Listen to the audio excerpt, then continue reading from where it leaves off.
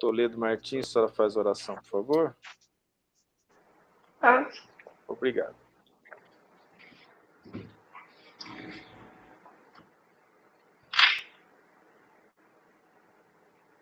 Calmando assim os nossos pensamentos, calmando os nossos corações, trazendo os nossos pensamentos neste momento para a nossa prece.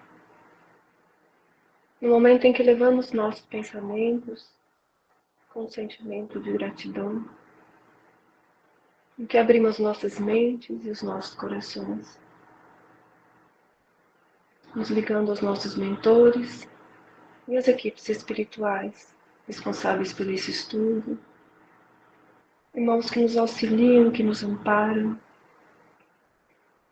bem agradecidos, Mestre amado, pedimos as tuas bênçãos para este início de estudo, pedindo que o teu amor se faça bem presente em nossos corações. Que assim seja. Que assim seja. Então vamos começar com uma conversa. A gente começou o estudo 8 e 10, algo meio esdrúxulo, vão achar até que é cabalístico. Mas na verdade é porque a dona Maria Zélia tinha pedido para começar 8 e 10, porque ela ia fazer um estudo até às 8. Aí o estudo dela foi passado para 7 e meia, o estudo dela acaba 8 e meia, ela não pode participar mais. Então eu vou perguntar para vocês, tudo bem para todos se a gente começar às 8 a partir da semana que vem? Tudo bem. Tudo bem. Que bom. Outra coisa para ver se dá tudo bem. Nós vamos passar para 1 hora de estudo. Quando está dando 1 hora, mais ou menos, 1 hora e pouco, eu estou me sentindo muito cansado. Não estou conseguindo manter a concentração até o final. Existe um certo gasto energético nessas coisas todas. Eu acho que 1 hora já vai ser suficiente. Pode ser? Pode. Tá bom. Então nós vamos passar a partir da semana que vem para as 8 e das 8 às 9, tá bom? Então vamos começar. Vamos lembrando algumas coisas aqui que se refere aos estudos dos livros espíritas. Nosso amado Allan Kardec, eu falo amado Allan Kardec porque eu, depois do Nosso Senhor Jesus Cristo, eu sou fã do Allan Kardec e do Chico Xavier. Claro que é bem tendencioso, mas não tem vergonha de falar, não. O Allan Kardec nos chama a atenção para os estudos espíritas. E muitas vezes a gente está lendo a introdução e não tem tanta coisa moral assim, ele está explicando as questões da doutrina espírita. Só que a importância disso se refere até à capacidade mesmo de leitura para a gente poder adquirir vocabulário, adquirir conhecimento e também entendendo a situação que ele passou, porque a doutrina espírita veio como uma terceira revelação. E ela passou, né, a organização dela por situações dificílimas, inclusive de entendimento. Se é que nós espíritas entendemos muito bem disso, porque falta-nos muitas vezes uma sensibilidade, um raciocínio, para a gente entender de maneira mais profunda toda essa situação que a gente vive aqui na doutrina. Como eu falo, que situação que é essa que a gente vive na doutrina? É de lei não perceber. E aí as profecias, elas acabam se manifestando em nós. A gente lê os livros, em mim pelo menos, eu fico lendo os livros do André Luiz 3, 4, 5, 6, 7 vezes, na 8ª vez, eu falo, mas não é possível que eu não vi isso aqui antes. Então ela concretizou, né? Porque eu estava vendo e não enxergando, vamos dizer assim. Né? Então, olha só. O que acontece é que essas leituras vão fixando mais a nossa mente nas coisas associadas a uma maturidade em termos de análise da vida espiritual. Então, Kardec aqui está preocupado em falar sobre as objeções do Espiritismo. Eu já utilizei bastante isso para explicar a doutrina espírita para irmãos evangélicos, católicos, descrentes, ateus, que nos perguntavam sobre essa doutrina e como que ela começou, né? Por isso essa base desses estudos básicos do Espiritismo. Então vamos aqui para o item 14 e 16, né? Item 16. E nós estamos terminando a introdução. Quando eu peço para as pessoas lerem os livros dos espíritos, e eu acho que o livro da codificação precisa ser lido pelo iniciante espírita, muitas vezes o pessoal fala que o melhor livro é o Nosso Lar. Não é, a pessoa fica assustada com o André Luiz Numbral. Ela precisa ter uma noçãozinha melhor, assim, dessa questão do, do que é umbral, do que é plano espiritual, para poder interpretar essas coisas, né? Porque senão a gente passa para a pessoa ler o Nosso Lar, mas com a nossa visão é diferente da visão de uma pessoa que nunca ouviu falar de umbral, nunca ouviu falar de plano espiritual, não é mesmo? Então a gente tem que ficar atento, porque voltando ao assunto em termos de levar a doutrina espírita para as pessoas, é um bem que a gente faz, desde que não seja forçado nem de modo fanático. A gente está levando Jesus, plantando a semente do amor no coração das pessoas, porque a visão da doutrina espírita ela é transformadora, ela é capaz de mudar a vida de uma pessoa depois de um tempo, assim que ela ouve, lê, ou dependendo da preleção, da palestra que ela ouve, ela se transforma, ela não quer mais ser a mesma pessoa. Ela entende que aquilo que está guardado dentro dela, pelas lembranças, no recôndito do coração, das vidas que passamos entre as encarnações, acabam aflorando. E essas lembranças nos mostram uma certa realidade, cujo sentimento profundo nos diz que é verdade.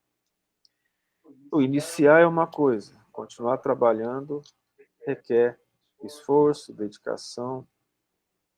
E é muito importante que a gente tenha a mente aberta, que a gente tenha o coração aberto para interpretar e continuar trabalhando para Jesus. Como nós lembramos, o próprio Cristo, né, quis fazer o marketing da Boa Nova, mandando os discípulos para as cidades.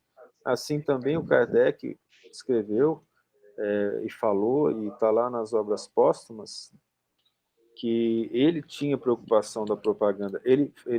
Uma das coisas que ele coloca de responsabilidade no centro espírita tem a ver com a propaganda, que ele escrevia que era necessário deixar um dinheiro para propaganda. E aí ele explica o motivo.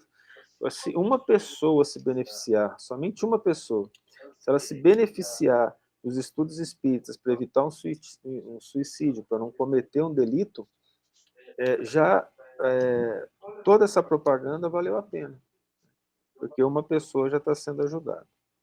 Aí eu somo a uma informação que eu recebi há um tempo atrás de um ditado chinês, né, que fala que se uma pessoa se modifica na face da Terra, a partir daquele momento a humanidade não é mais a mesma. Então, quanto mais pessoas se modificarem, e para o bem, que nós sabemos que não há involução, mas se a pessoa modifica, é porque é para melhor. Olha que interessante, é um patrimônio de conhecimento da doutrina espírita. Nós não podemos evoluir, então ninguém se modifica para pior.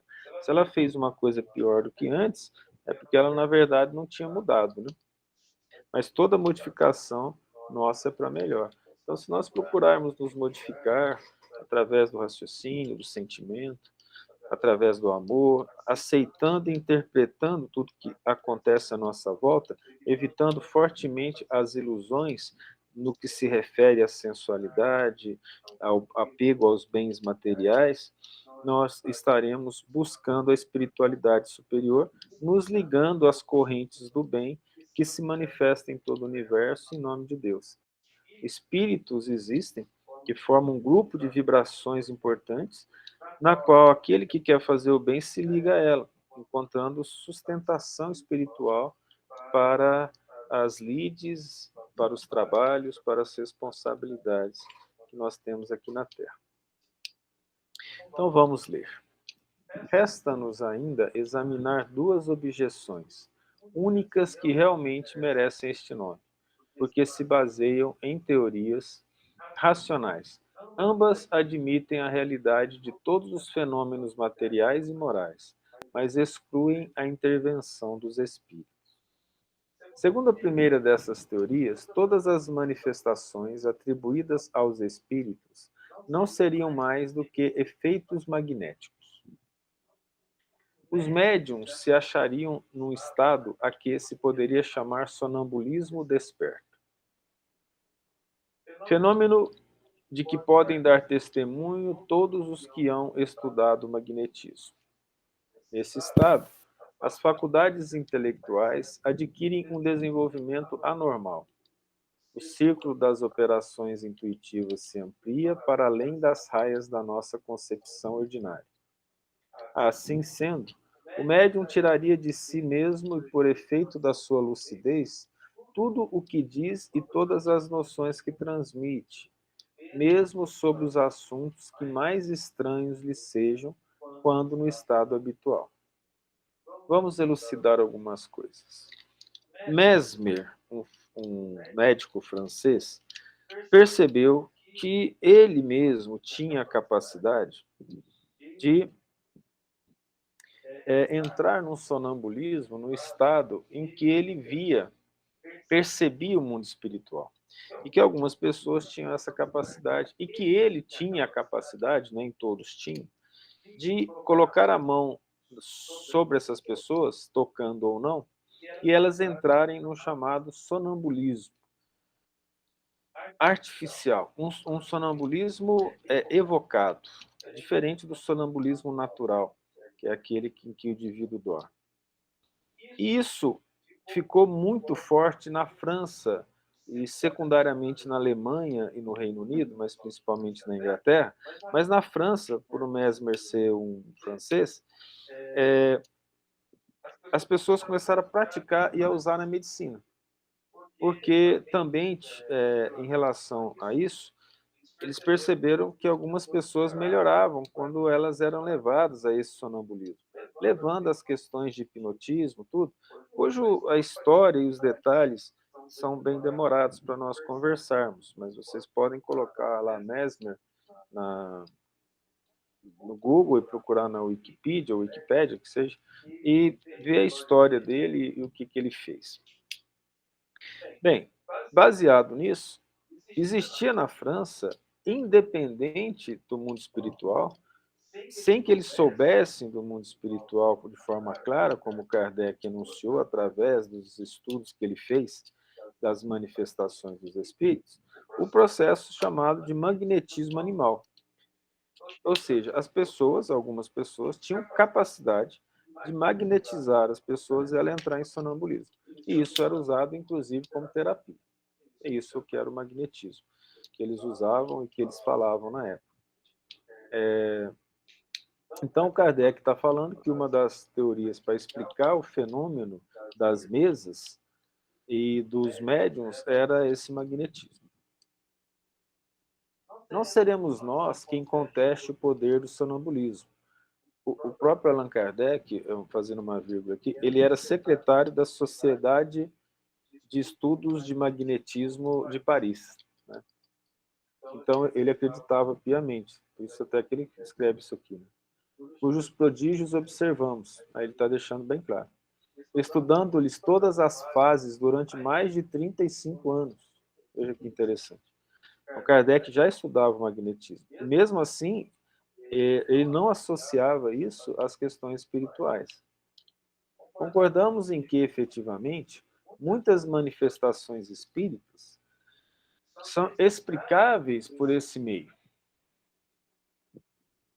Contudo, uma observação cuidadosa e prolongada mostra grande cópia de fatos em que a intervenção do médium, a não ser como instrumento passivo, é materialmente impossível. Ele vai mostrar que o médium não pode fazer tudo apenas dentro do efeito do magnetismo e estando em estado sonambúrico artificial. Aos que partilham dessa opinião, como aos outros diremos, vede e observai, porque certamente ainda não vistes tudo. Opor-lhes-emos, em seguida, duas considerações tiradas da própria doutrina deles. De onde veio a teoria espírita?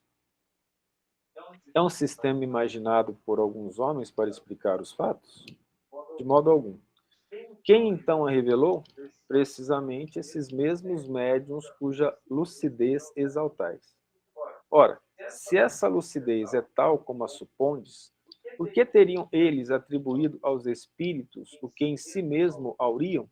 Porque os próprios médiuns falavam que recebiam os espíritos. Como teriam dado sobre a natureza dessas inteligências extra-humanas as informações precisas, lógicas e tão sublimes que conhecemos? Uma de duas. Ou eles são lúcidos ou não o são. Se o são e se pode confiar na sua veracidade, não haveria meio de admitir-se, sem contradição, que não estejam com a verdade. Em segundo lugar, se todos os fenômenos promanassem do médium, seriam sempre idênticos num determinado indivíduo. Jamais se veria a mesma pessoa usar de uma linguagem disparatada, nem exprimir alternativamente as coisas mais contraditórias. Essa falta de unidade nas manifestações obtidas pelo mesmo médium prova a diversidade das fontes. Ora, desde que não as podemos encontrar todas nele, forçoso é que as procuremos fora dele. Isso aqui eu posso elucidar, talvez os irmãos tenham algum exemplo sobre isso.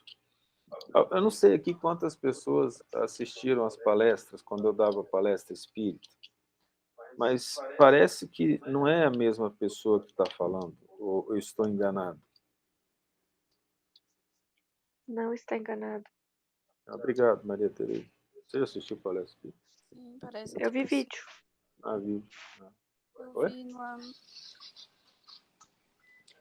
no centro Eu, espírita mesmo, no é, Sarai, né? eu também já vi, e quando começa a palestra que você percebe que é uma pessoa, parece que não é a mesma pessoa. Bem, então tá bom, eu não estou me enganando nem me iludindo. Mas tem uma coisa que vocês não viram. Quando eu morei em Uberaba, eu fui frequentar sem querer, eu estava procurando centro espírita e encontrei Comunhão Espírita Cristã, que foi o Chico, o centro que o Chico fundou. Aí eu entro lá, sento, assisto a palestra, tinha uma velhinha, assim, cabelo branco, chamada Dona Dalva, me olhando, uma cara estranha, terminou assim, ela quase nunca falava, falou assim, eu sei que tem oradores, trabalhadores espírita aqui, nós estamos precisando. Terminando, vem falar comigo. Aí eu fui lá falar com a velha. Ela me abraçou, a gente conversou, e ela foi a diretora das reuniões mediúnicas do Chico e do Valdo Vieira, na época que eles produziam os livros em comum, né? Principalmente do Valdo, depois o Chico foi para lá, né? Para Uberaba. E aí a gente começou a dar palestra lá segundas-feiras, e eram palestras rápidas, de 20 a 30 minutos. E aí as pessoas, elas sabiam assim, elas não sabiam o nome, mas elas falavam assim, ah, hoje foi aquele mesmo espírito de 2 semanas atrás. Aí o outro falava, ah, esse foi aquele espírito que gosta de mexer na gola da camisa. Ah, hoje foi... Então, as pessoas mesmo que estavam assistindo, elas diferenciavam os espíritos que falavam por psicofonia lá. Eu estou falando isso para dar e para atestar essa versão do Kardec que ele observou. No caso, eu seria suspeito, porque observando em mim mesmo, eu não poderia falar disso. Daí a pergunta para vocês sobre essa situação. Né? E, de fato, a sensação é diferente. Então, o espírito que se aproxima, quando ele fala, a maneira de falar, como o pensamento é colocado.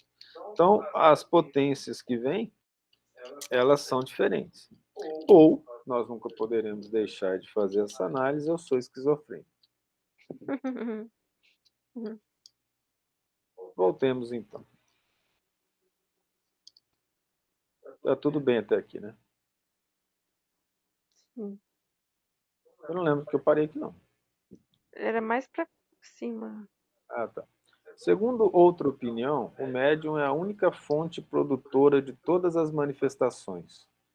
Mas em vez de extraí-las de si mesmo, como pretendem os partidários da teoria sonambúlica, ele as toma ao meio ambiente.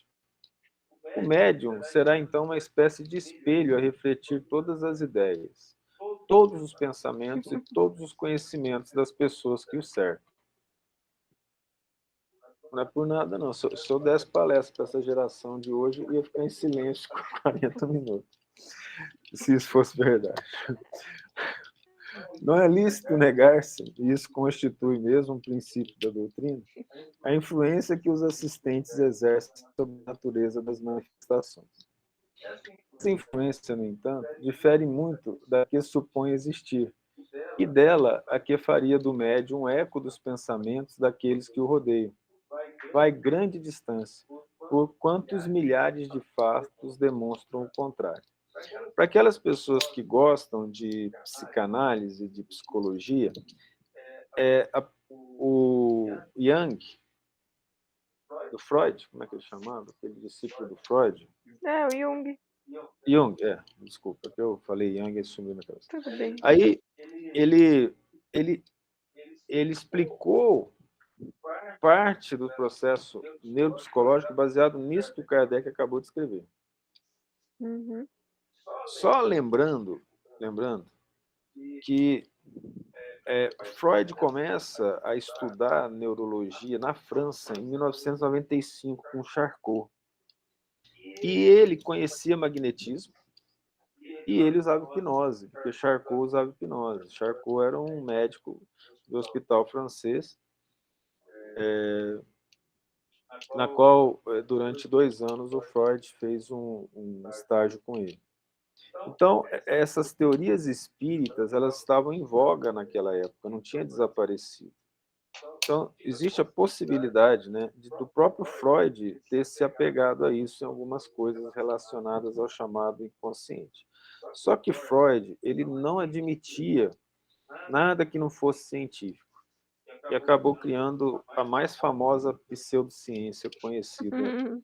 que é, que é a neuro... Como é que chama esse negócio? Psicanálise. Então, veja que interessante essa questão. Os caracteres considerados da busca do conhecimento, do que está escrito no chamado inconsciente, o Jung fala sobre o chamado inconsciente coletivo. Então, é apenas uma variação disso que Kardec está falando. Ele fala que a pessoa busca as coisas de outras vidas no inconsciente em volta da Terra. Gente, é mais fácil explicar a existência de um espírito ou até de um capeta com chifre do que o inconsciente coletivo. Pensa bem na situação. Você não sabe nem o que é consciente coletivo. Você vai pegar um inconsciente coletivo, como que isso foi formado, da onde que veio isso, que energia que está por trás disso, como que você absorve determinada corrente. Vocês entendem que a coisa, assim, a explicação é mais obtusa do que propriamente clara, né? Talvez no desespero de negar a vida espiritual como cientista, como médico, eles entrem numa explicação que é mais perturbadora do que clara e simples, né? Esta influência, no entanto, difere muito da que supõe existir e dela a que faria do médium um eco dos pensamentos daqueles que o rodeiam. Vai grande distância por quantos, eu já li isso, milhares de fatos Já. demonstram o contrário. Há, pois, nessa maneira de pensar grave erro, e uma vez mais prova o perigo das conclusões prematuras. Sendo-lhes impossível negar a realidade de um fenômeno que a ciência vulgar não pode explicar, e não querendo admitir a presença dos espíritos, os que assim opinam o explicam a seu modo. Seria especiosa a teoria que sustentam se pudesse abranger todos os fatos. Tal, entretanto, não se dá. Quando se lhes demonstra até evidência que certas comunicações do médium são completamente estranhas aos pensamentos, aos conhecimentos, às opiniões mesmo de todos os assistentes, que essas comunicações frequentemente são espontâneas e contradizem todas as ideias preconcebidas. Ah, eles não se embaraçam com tão pouca coisa. Aí vamos à ironia do mestre. Respondem que a irradiação vai muito além do círculo imediato que nos envolve, o médium é um reflexo de toda a humanidade, de tal sorte que se as inspirações não lhe vêm dos que se acham a seu lado, ela as vai beber fora, na cidade, no país, em todo o globo e até nas outras esferas. No momento que você acredita em outra esfera, é melhor você acreditar no mundo espiritual. Não me parece que em semelhante teoria se encontre explicação mais simples e mais provável que a do Espiritismo, visto que ela se baseia numa causa bem mais maravilhosa. A ideia de que seres que povoam os espaços e que, em contato conosco, nos comunicam seus pensamentos. Nada tem de choque, que choque mais a razão do que a suposição dessa irradiação universal, vindo de todos os pontos do universo, no universo concentrar-se no cérebro de um indivíduo. Ainda uma vez, e este é o ponto capital, sobre que nunca insistiremos bastante, a teoria sonambúlica e a que se poderia chamar refletiva foram imaginadas por alguns homens. São opiniões individuais criadas para explicar um fato, ao passo que a doutrina dos espíritos não é de concepção humana. Foi ditada pelas próprias inteligências que se manifestam, quando ninguém disso cogitava, quando até a opinião geral a repelia. Ora, perguntamos, onde foram os médiuns beber uma doutrina que não passava pelo pensamento de ninguém na Terra? Perguntamos ainda mais, por que estranha coincidência milhares de médiuns espalhados por todos os pontos do globo terráqueo, que jamais se viram, acordaram em dizer a mesma coisa? Ele está pegando o chamado ensino universal. Né? Se o primeiro médium que apareceu na França sofreu a influência de opiniões já aceitas na América, por que singularidade foi ele buscá-las a 2.000 léguas além do mar e no seio de um povo tão diferente pelos costumes e pela linguagem, em vez de as tomar ao seu derredor? Também ainda há outra circunstância em que não se tem atentado muito. As primeiras manifestações, na França como na América, não se verificaram por meio da escrita nem da palavra, e sim por pancadas concordantes com as letras do alfabeto, formando palavras e frases. Eu desconfio que o Kardec queria continuar escrevendo assim. Dessa forma, a inteligência da parede buscou no inconsciente coletivo as informações das batidas. O inconsciente das madeiras, da parede, do concreto. Foi por esse meio que as inteligências autoras das manifestações se declararam espíritos. Ora, dado se pudesse supor a intervenção do pensamento dos médiuns nas comunicações verbais ou escritas, outro tanto não seria lícito fazer-se com relação às pancadas, cuja significação não podia ser conhecida de antemão. Poderíamos citar inúmeros fatos que demonstram na sua inteligência que se manifesta uma individualidade evidente e uma absoluta independência de vontade. Recomendamos, portanto, aos dissidentes a observação mais cuidadosa e, se quiserem estudar bem, sem prevenções, e não formular conclusões antes de terem visto tudo. Reconhecerão a impotência de sua teoria para tudo explicar. Limitar-nos-emos a propor as questões seguintes. Por que é que a inteligência que se manifesta, qualquer que ela seja, recusa responder certas perguntas sobre assuntos perfeitamente conhecidos, como, por exemplo, sobre o nome ou a idade do interlocutor, sobre o que ele tem na mão, o que fez na véspera, o que pensa fazer no dia seguinte, etc. Se o médium fosse o espelho do pensamento, os assistentes, nada lhe seria mais fácil do que responder. Olha, esse argumento retrucavam os adversários, perguntando a seu turno por que os espíritos, que devem saber tudo, não podem dizer coisa tão simples de acordo com o axioma. Quem pode o mais, pode o menos. E daí concluem que não são os espíritos os que respondem. Se um ignorante ou um zombador, apresentando-se a uma douta assembleia, perguntasse, por exemplo, por que é dia às 12 horas, Acreditará alguém que ela se daria o incômodo de responder seriamente? Se fora lógico que do seu silêncio ou das zombarias com que pagasse ao interrogante, se concluíssem serem todos os seus membros, tolos, né? Ora, exatamente porque os espíritos são superiores, é que não respondem a questões ociosas ou ridículas, e não consentem em ir para Berlinda. É por isso que se calam ou declaram que só se ocupam com coisas sérias, os espíritos sérios. Os espíritos menos sérios, eles tudo respondem, certo? Ok? Uhum. Então tá bom. Uhum. Por isso que é perigoso para o médico sair perguntando, né? Ele É. pergunta, algum vai responder. E aí é importante não entrar nessa bobagem. Perguntaremos finalmente por que é que os espíritos vêm e vão-se muitas vezes, em dado momento, e passado este, não há pedidos nem súplicas que os façam voltar? Se o médium obrasse unicamente por impulsão mental dos assistentes, é claro que em tal circunstância o concurso de todas as vontades reunidas haveria de estimular-lhe a clarividência.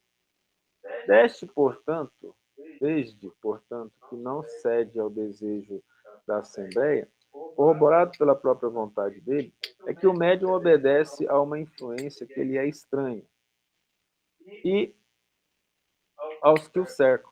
Influência que, por esse simples fato, testifica sua independência e da sua individualidade.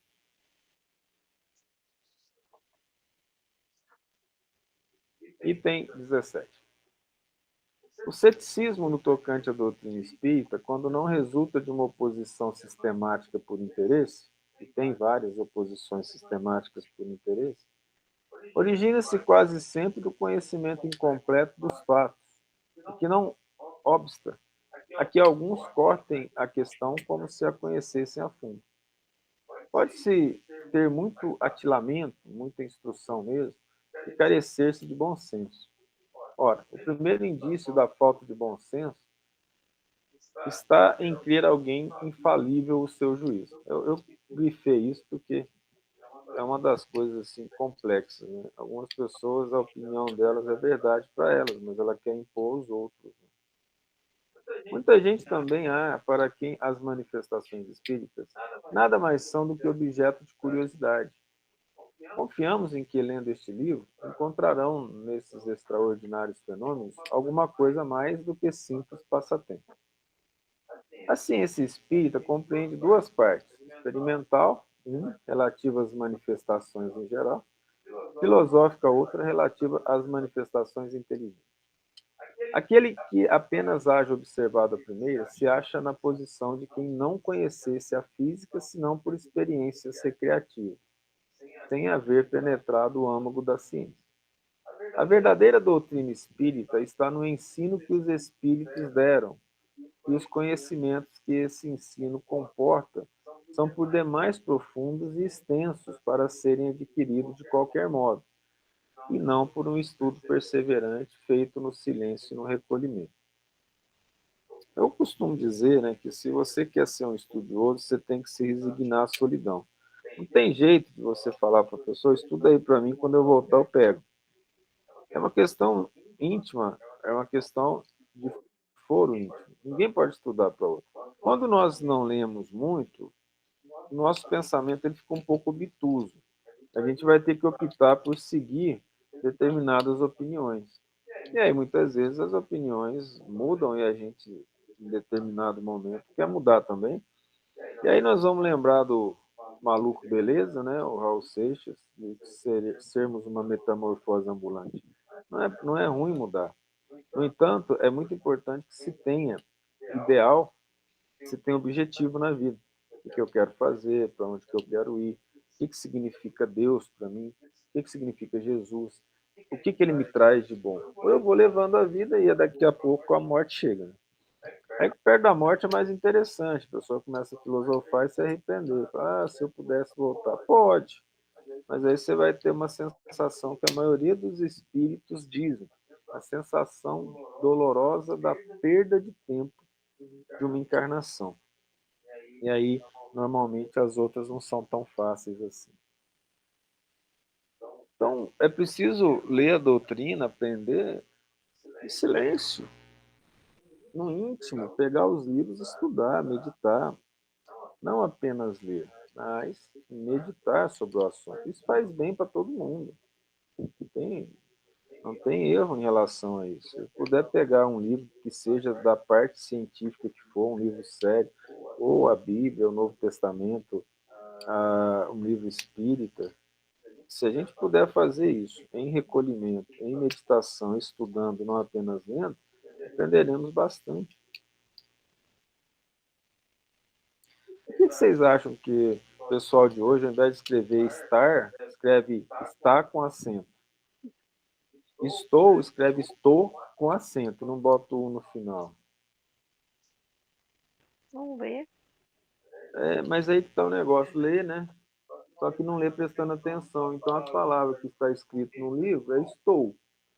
Aí vem a pessoa escreve estou porque ela não prestou atenção no que ela está lendo. Ela está lendo sem atenção às palavras, está lendo por ler, absorvendo apenas aquilo que ela deixa a si mesmo a capacidade de absorver, sem esforço em absorver mais.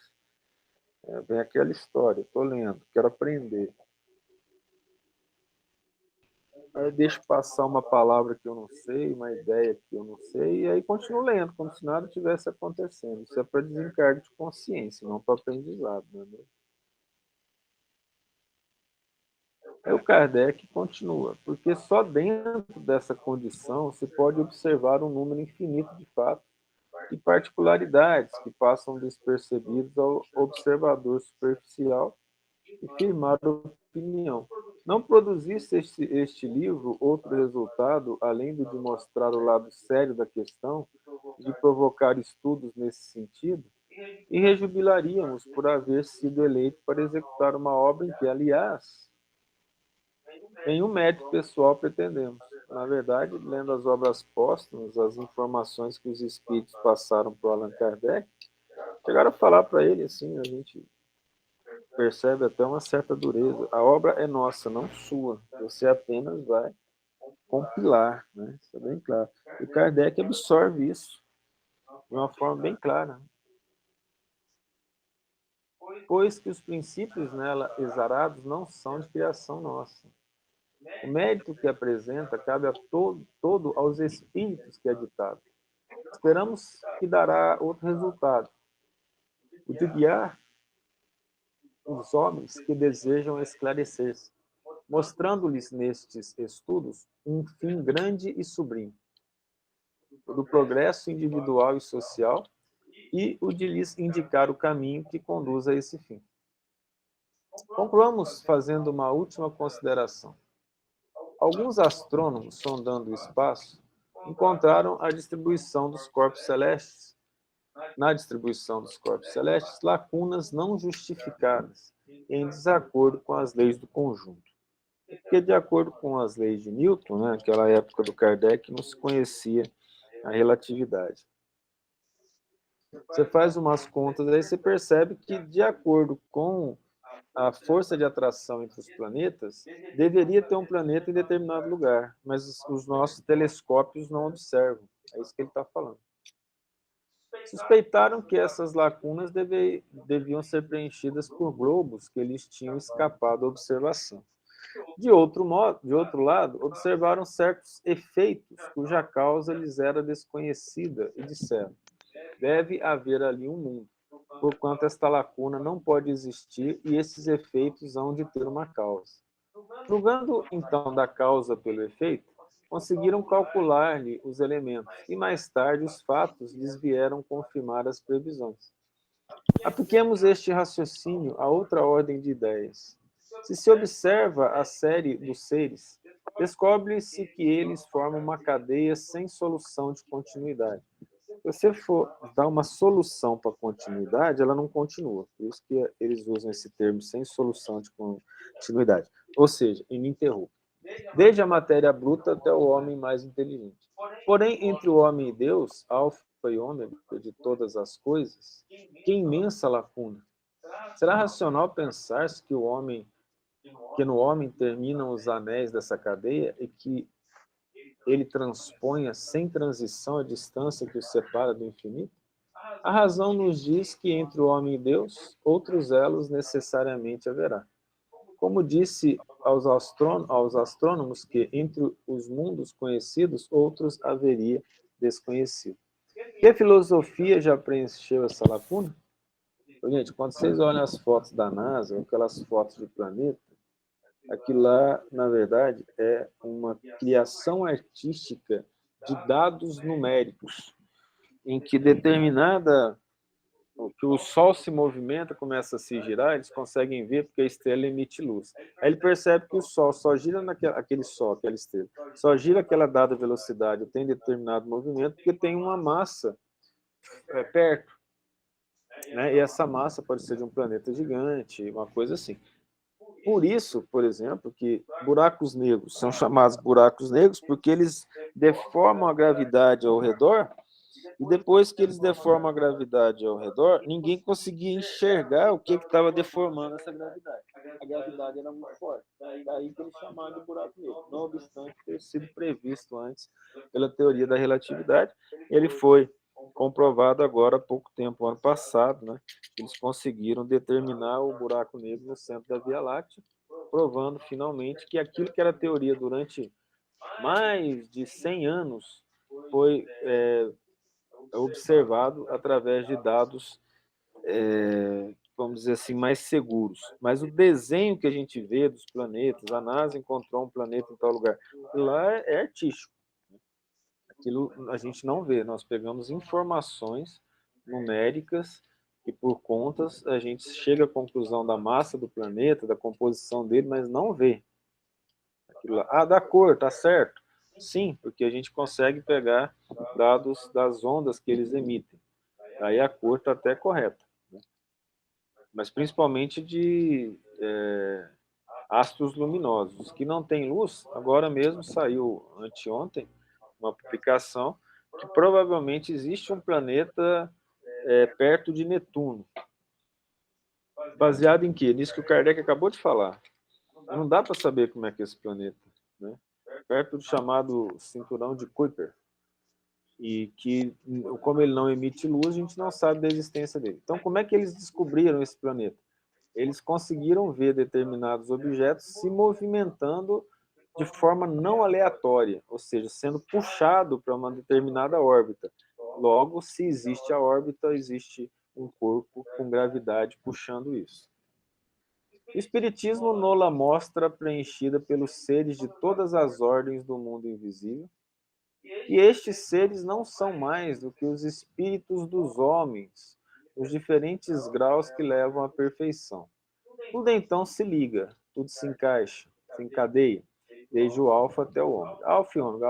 Alfa é a primeira letra do alfabeto grego e o ômega a última. Por isso, do começo ao fim. E por isso a palavra alfabeto, que são as duas primeiras letras do alfabeto grego. A primeira é alfa, a segunda é beta, então alfa-beta. Vós que negais a existência dos espíritos, preenchei o vácuo que eles ocupam. E vós que rides deles, ousai rir das obras de Deus e da sua onipotência? Allan Kardec. Prolegômenos significa o início de uma obra e as explicações referentes a ela. Esse desenho é de uma cepa. Aqui está o caule, aqui a folha, aqui o fruto e as gavinhas de uma parreira. Fenômenos alheios às leis da ciência humana se dão por toda parte, revelando na causa que os produz a ação de uma vontade livre e inteligente. A razão diz que um efeito inteligente há de ter como causa uma força inteligente. E os fatos hão provado que essa força é capaz de entrar em comunicação com os homens por meio de sinais materiais. Percebam vocês que os raciocínios do Allan Kardec são raciocínios que direcionam a fé raciocinada. O espírita e o estudioso espírita, ele quer explicar as causas através dos efeitos. É diferente de você entrar numa seita e eles falarem, olha, Você precisa acreditar nisso. Por quê? Porque é dogma. E a inteligência fica perdida. Eu, uma vez, fui convidado a participar de uma seita japonesa, quando eu era aluno ainda, de biologia, muito tempo atrás. E eu fui nessa seita e lá tinha que levar uma comida lá, para poder dar para o Buda que estava lá. Era algo budista. E aí o sacerdote lá, ele botou a mão na minha cabeça e botou o dedo assim na minha testa, aqui, assim, aqui. E aqui é onde está o óculos, assim. Eu estava com a espinha interna ali, eu nunca tive uma sensação boa para dor. Assim, eu quase não sinto dor, né? Eu só sei que eu cheguei, isso foi no sábado. Eu cheguei em casa e exprimi aquela espinha, virou um negócio aqui, assim, todo machucado. Aí de sábado até segunda criou uma crostinha ali e tudo, e ficou escuro aqui, assim, na região onde ele botou a mão. Quando os colegas, eram 2 chineses e um japonês, me viram, eles olharam para mim, arregalaram os olhos e ligaram. Naquela época não tinha celular, foram lá, ligaram pro o sacerdote quis me ver. É no que ele me viu aquela marca onde ele botou o dedo, ele considerou que nessa religião, que eu não sei o nome, graças a Deus, eu era um santo. Cada marca. Vejam os espíritos obsessores tentando me tirar da doutrina espírita. Quase impossível. Ó, você é um santo e agora nós vamos poder te dar as palavras que você tem que falar para poder entrar no céu quando te perguntarem. Eu não lembro nenhum. E eles me deram uns livros para ler, rapaz, livro grosso. E eles falaram que se eu não souber a palavra, eu não vou entrar no céu. Eu já estava descrençado mesmo com esse negócio, fica por isso mesmo. A gente tenta de outra maneira. Mas as explicações não tinham. A explicação que ele utilizou, a explicação perfeitamente biológica. Eu exprimi a minha espinha interna, coincidentemente, onde ele botou o dedo. E daí, os meninos, eu fiquei sem graça, tive que me afastar deles, porque eles passaram a me considerar santo. E eu não conseguia conviver perto deles dessa forma. Eu tive que afastar, porque foi uma situação bastante constrangedora. Então, eu contei isso por causa dessa questão aqui, ó. O Kardec está gastando páginas e páginas para justificar racionalmente por que você precisa crer. Entende? Não é igual os professores de biologia. Por que é assim? Porque Deus quis. Até a doutrina espírita busca uma explicação para essas coisas. Uma explicação sensata, lógica. E aí veja a importância de que quando Kardec fala fé raciocinada, né? ou fé, como é que fala?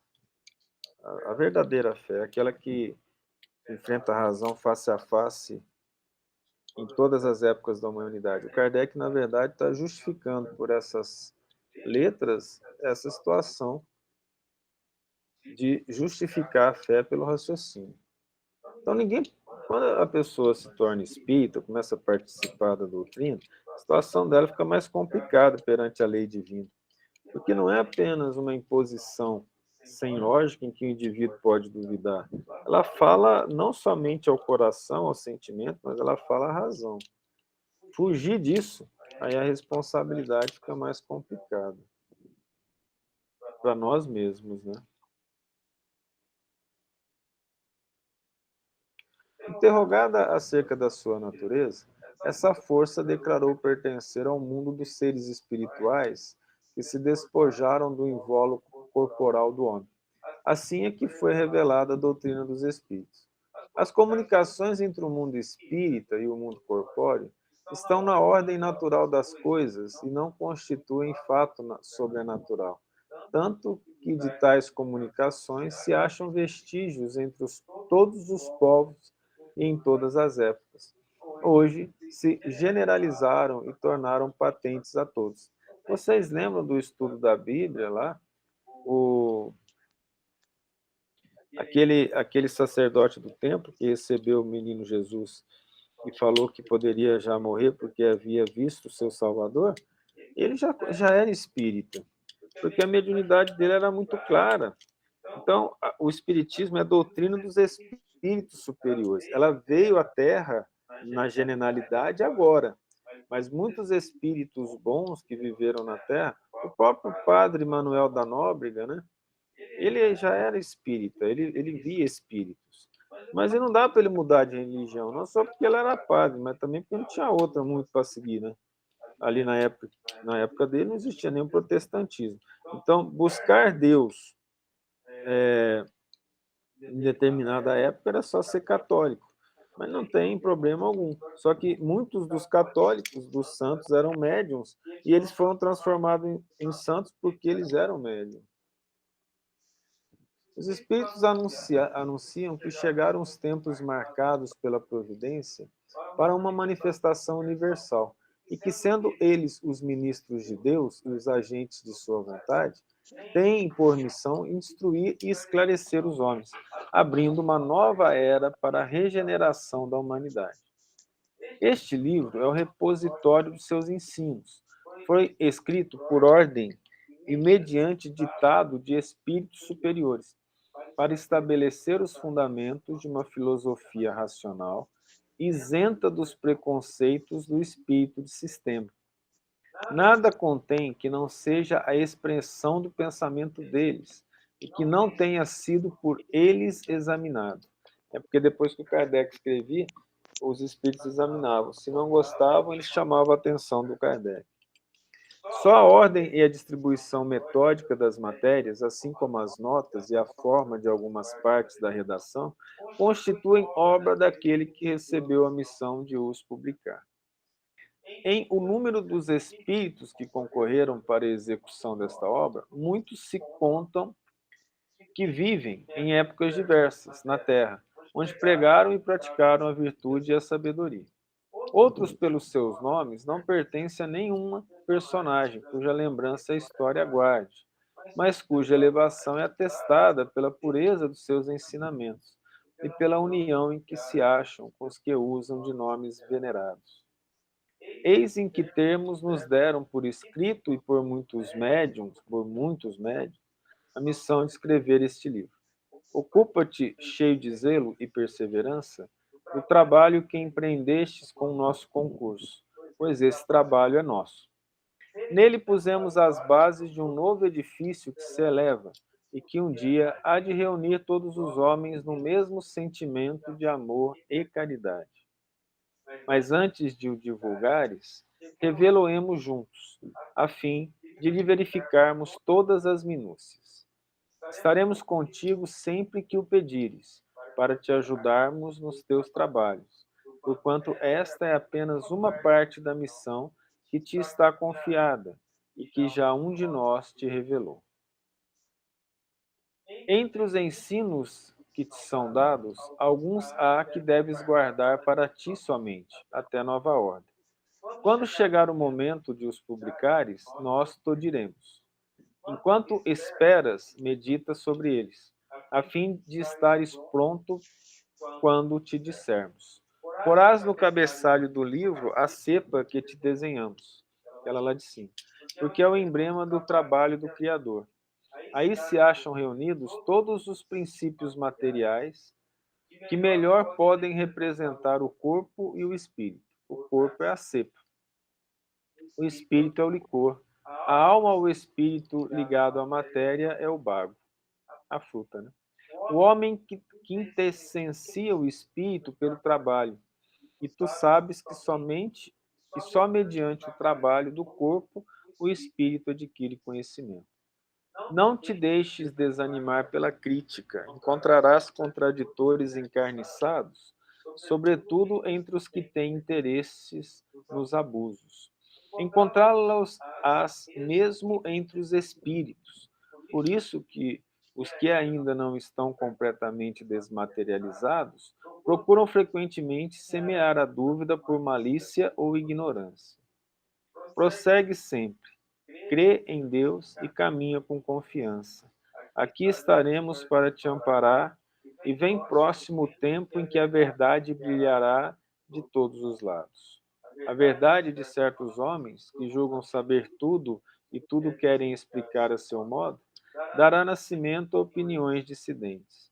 Mas todos os que tiverem em vista vista o grande princípio de Jesus, se confundirão num só sentimento, o do amor do bem, e se unirão por um laço fraterno, que prenderá o mundo inteiro.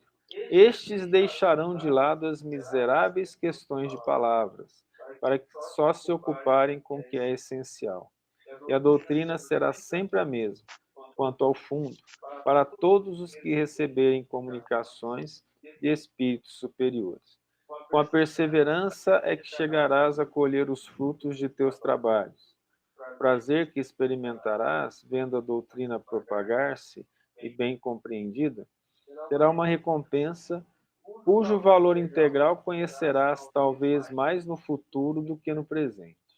Não te inquietes, pois, com os espinhos e as pedras que os incrédulos ou os maus acumularão no teu caminho.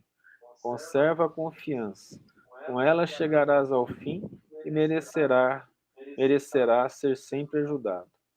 Lembra-te de que os bons espíritos só dispensam assistência aos que servem a Deus com humildade e desinteresse, e que repudiam a todo aquele que busca na senda do céu um degrau para conquistar as coisas da terra, que se afastam do orgulhoso e do ambicioso.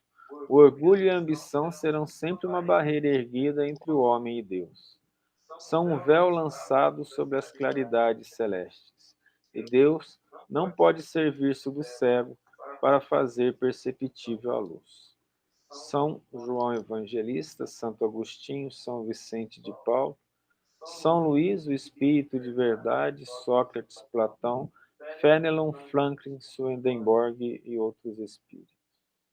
E começaremos então a semana que vem a parte primeira das 1019 perguntas e respostas do Livro dos Espíritos, que é a base filosófica da doutrina e a essência inicial, né, dessa doutrina santa que tanto nos tem ajudado em termos de consolação e de bênçãos na nossa vida, trazendo para nós a oportunidade de enxergarmos Deus de uma maneira mais clara, mais consciente, mais lógica e, evidentemente, mostrando de um modo assim fundamental aos nossos corações a bondade dele através da inteligência, da justiça, do amor. A parte, diríamos, mais dura dos nossos estudos, ela acaba terminando agora. Nós fizemos estudo de método científico, nós fizemos estudo de filosofia, nós fizemos estudos de bases da doutrina espírita, nós fizemos a biografia do Kardec, nós fizemos o estudo dessa introdução. Tudo isso bem entendido e bem estudado aumenta o nosso conhecimento, melhora a nossa cognição, porque dá uma certa oportunidade de obter sabedoria. Vamos aproveitar tudo que nós pudermos em relação a isso. Tem alguma questão, algum comentário? É sempre bom que vocês comentem e façam questões e contem exemplos. Exatamente dessa maneira. Então, vamos fazer a oração final aqui. E até domingo. De terça para domingo é mais doloroso, né? A gente demora mais para fazer. O estudo de domingo para terça é mais tranquilo, né? A gente já está com menos tempo esperando, porque falar de Jesus é uma bênção, né? Fala, Tiago. Pode falar. Levantou a mão sem querer? Oh, desculpa, não, eu estava falando mutado. Te perguntar, você planeja ter mais um estudo na semana? Quinta ou sexta-feira? Olha, engraçado. Eu tenho 2 semanas. Agora é você que tá falando mutado. Você não precisa falar sobre obsessor.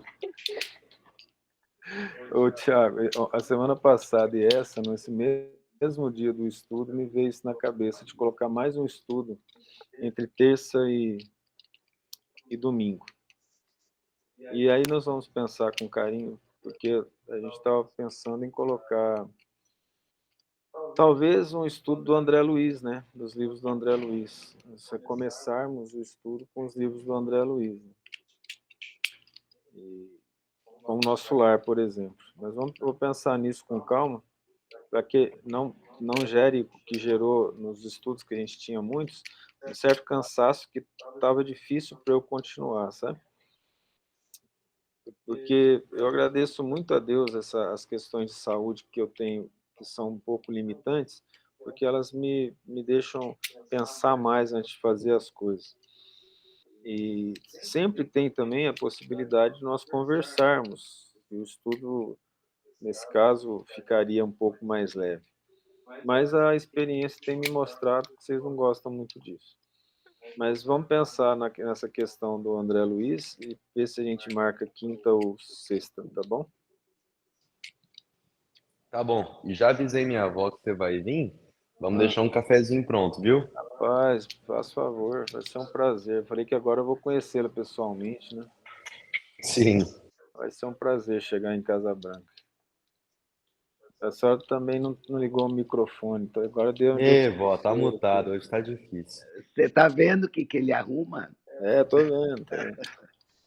Se ele falar meu peso, a senhora vai ter que começar a fazer feira amanhã. Pois é, Então é vamos que tem fazer. que... Nós estamos com saudade do Guilherme também, É da Maria verdade. Tereza. Se o Guilherme conseguir acordar, a gente leva, tá? Eu já falei pra ele que a gente vai sair cedo. Ainda tá difícil assim? Ele ainda não acorda Você cedo? acredita, Thiago? Chegamos a esse ponto.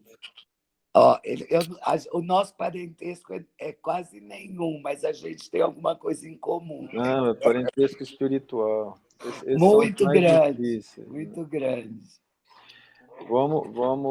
Eu vou pedir para o Guilherme, já, tão querido Guilherme, fazer oração para nós. Um beijão para vocês, até mais. Beijão, até.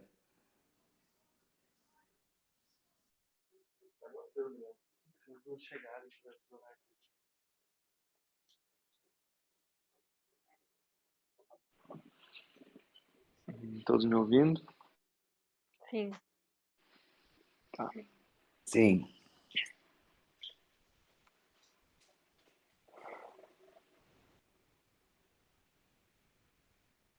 Mestre amado Jesus, obrigado por mais um estudo, mais esta oportunidade de nos conectarmos aos bons amigos espirituais, de nos colocarmos em melhores vibrações, algo que muitas vezes temos dificuldade em fazer no dia a dia. Obrigado pela ajuda que recebemos,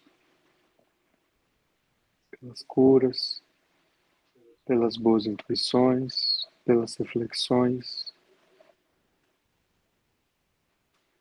pelo aprendizado da leitura.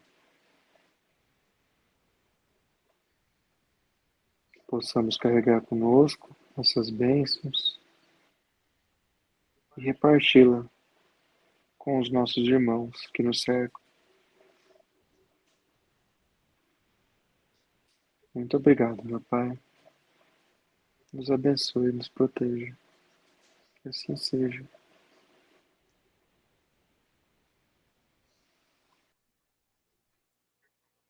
Tchau, gente. Nós esperamos Tchau, chegar obrigado. Tchau, boa